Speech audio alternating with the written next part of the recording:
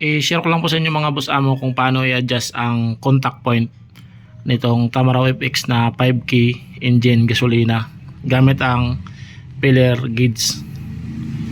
Ang exact nito adjustment 0.45, pero mayroon din tayo dito ng 0.48 para matansya natin yung 0.45.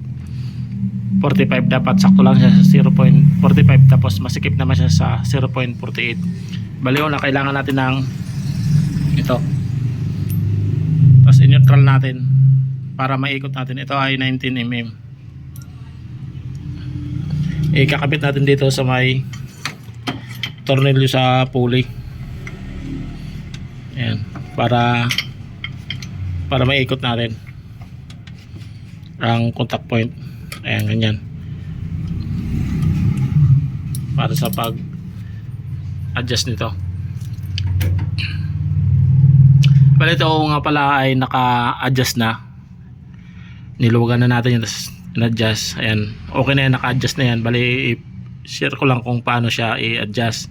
Ayun, kapag naikabit na natin yung yung 19, bali pwede na natin yan i-ikot. Ito, bali itatapat lang natin yan sa mataas na lobe. Ito, ganyan. Ito yung malapad banda yan dyan. Tapos gamit tayo ng flat tsaka Philip. Ito, una luwagan muna natin yan. Ito, gamit tayo ng Philip, luwagan natin to. Tapos ito, pag naluwagan na natin yung dalawa na yan, pwede na natin i-adjust dito. Ito ang gamit niyan, yung dalawang na yan dyan, yung parang bukol na maliliit yan, para sa pag-adjust yan. Pero kailangan medyo mahigpit konti dito yung dalawang tornilyo. Yan, igaganyan mo yan para may adjust dito. Ganyan. Tapos saka mo naman yan test ito, i-testing. Bali sa Tamaraw FX ito 5K ay 0.45mm. Yan, dapat lang siya, smooth lang siya, kuntingan lang, kumbaga saktong sakto lang, ganyan. Mabigat din kasi ito mabigat din, kaya nagtatabingi. Tatansayan mo lang yan. Ayan, ganyan sa 0.45. Kaya meron din tayo ito 0.48mm para natatansya natin. Ayan,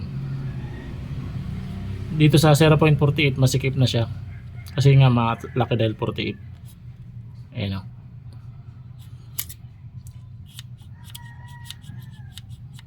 masikip na siya sa 0.48. Ito talagang saktong sakto 0.45. Ayan, tapos dahan-dahanan natin dito higpitan kapag sakto na ang kanyang adjustment. Ayan,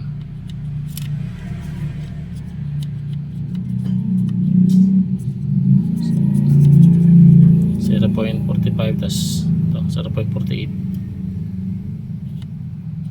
Ayan, masikip siya sa 0.48. Dapat ito lang 0.45, smooth lang siya. Ayan,